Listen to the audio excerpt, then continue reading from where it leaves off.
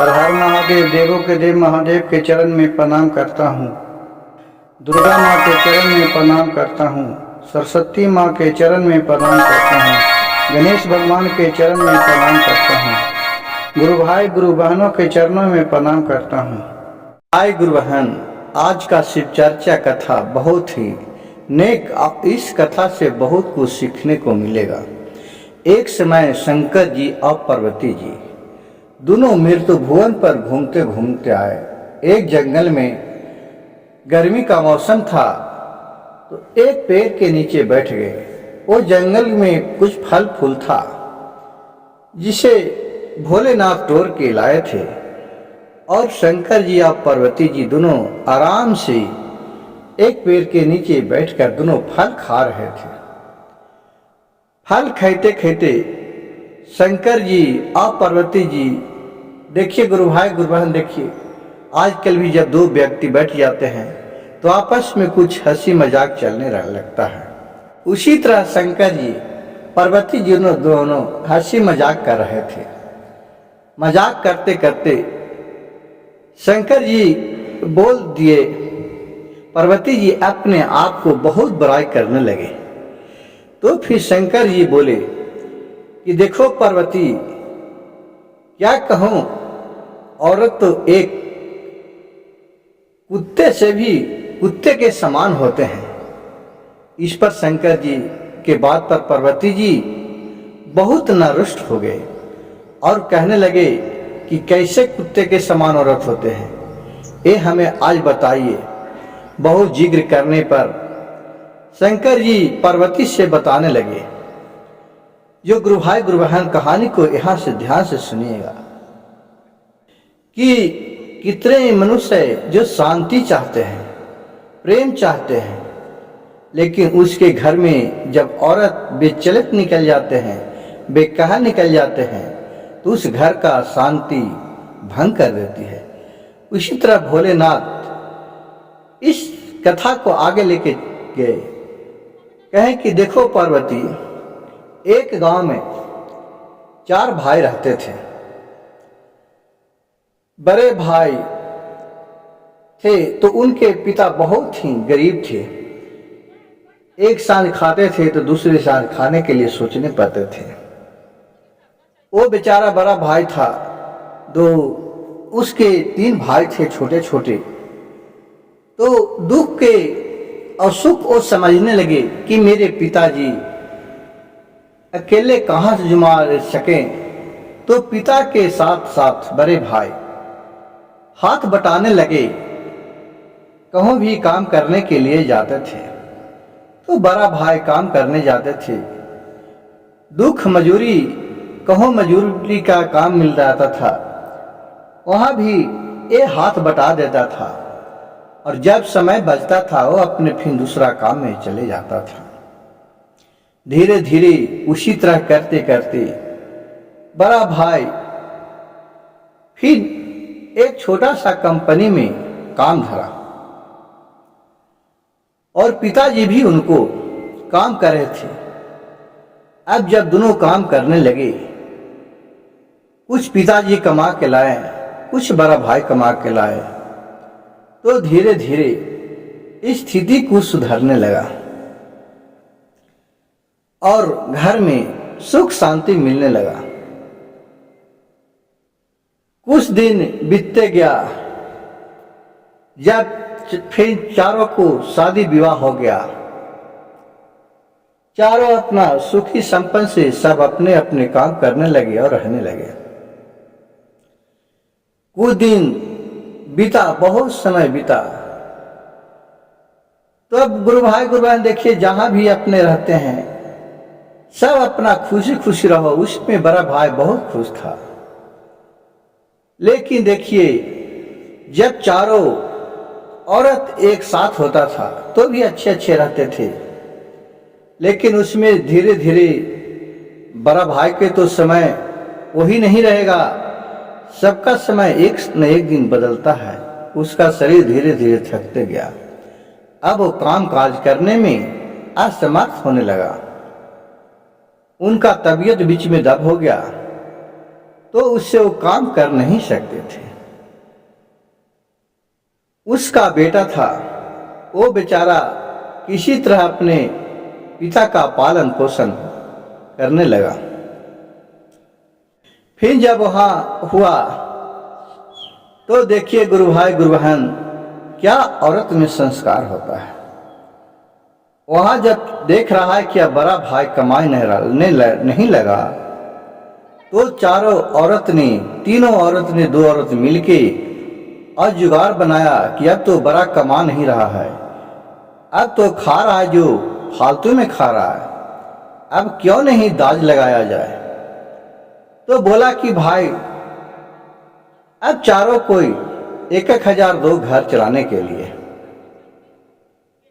अब बर का जो औरत थी, बर भाई का कहा ठीक है देते हैं। वो किसी तरह करके 2-4 महीना दिया। उसके बाद उसका बेटी के विवाह होने वाला था। वो अपने बेटी के शादी विवाह करके किया। उसके बाद फिर इन तीनों ने उसको कुछ भी मदद नहीं किया। उसके बाद फिर भी ये जो तीनों बहुएं थी कहे कि अब हमको वो 1,000 रुपया जो जमा करने के लिए दिया था वो दो। तो बर वाले बोले कि बहन अभी तो हमारे पास पैसा नहीं है, अभी मैं तो नहीं दे सकते हैं। तो बोलने लगा कि नहीं देगा, कैसे नहीं देगा, नहीं देगी तो जो पैसा जमा हुआ है और जो खर्चा हुआ है समाज में वो सब तुम्हारे से लिया जाएगा। कहा कि हम कहाँ से देंगे। इसी तरह सब लड़ने झगड़ने लगा। गुरु भाई गुरु बहन, फिर उसके बाद क्या हुआ, कहा कि ठीक है दूंगा, लेकिन जब होगा तब दूंगा, एक ही नहीं दूंगा। तो बोलने लगा कि जिस तरह से लग रहा है कि कर्जा खाया है, उस तरह से उस पर दबाव बनाने लगा तीनों बहू ने। वहां करते करते धीरे धीरे वाद विवाद बढ़ते गया। उसका बड़ा भाई था, चुपचाप सुन रहा था, वो कुछ भी नहीं बोला।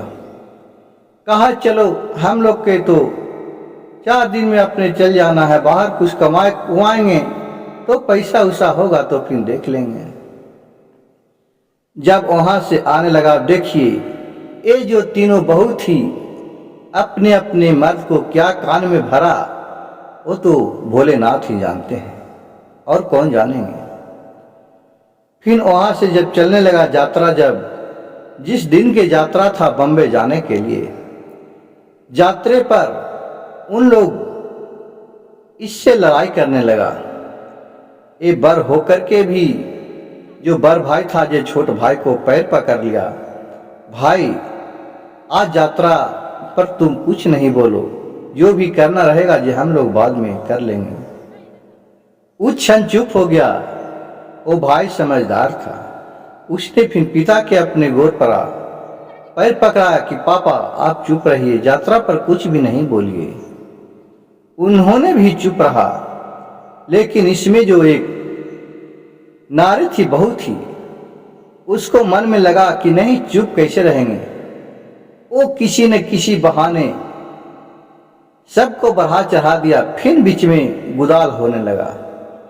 चुपचाप वहां से चले, चुपचाप हो गए बड़ा भाई, और बहुत भला बुरा भौजाई को सुनाने लगा जो छोट भाई था। देखिए गुरु भाई गुरु बहन, जब बड़ा भाई ने शुरू से कमा करके सबको पाला, सबको पढ़ाया लिखाया, जहां तक बना, उसके कौन था, एक पिता और एक बड़ भाई के सहारे सबको आसमान तक ले गया। उसमें वो खुशी था। लेकिन देखिए एक बड़ा भाई को खुशी देखकर भी इन औरतों ने किस तरह से जाल बिछाया और किस तरह से उसको तंग करने लगा कि जिसका तो कुछ कहा नहीं गया है। इसी पर भोलेनाथ ने बोले कि औरत एक कुत्ता के समान होता है। ये कुत्ता को जिस तरह घर में बंद कर दो और मांस खाने के लिए दे दो तो चारों कुत्ता आपस में लड़ लड़ के रात भर भूखे रह जाएगा, लेकिन मांस को कोई नहीं खाएगा। उसी तरह औरत होती है जो क्योंकि पर घर के पर बेटी का जन्मा हुआ होता है, उसी तरह एक दूसरे के कान में आके बहकावा में आके ये सब बात बोलने लगते हैं और करने लगते हैं। तो पार्वती ने फिर शंकर जी से बोले, ये शंकर जी तो बताइए तो औरत लड़ा क्यों? तो शंकर जी ने बोले कि इससे और गहरी बात क्या कह सकूं, लड़ने का तो अनेक कारण होता है। गुरु भाई गुरु बहन, अगर कहानी अच्छा लगे तो कृपया मेरे चैनल को एक लाइक सब्सक्राइब शेयर जरूर कीजिएगा और कमेंट बॉक्स में हर हर महादेव लिखना नहीं भूलिएगा।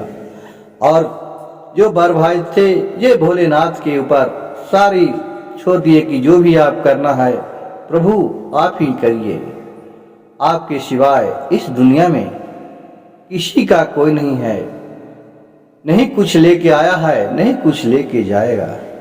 जो करता है जो इसी धरती पर करता है, यहाँ तक कि नाम लेकर भी लोग नहीं आया है, अपना नाम भी यह बनाता है, जाने के बाद अपना नाम के सिवाय और कुछ भी छोड़ के नहीं जाता है। हर हर महादेव, घर घर महादेव।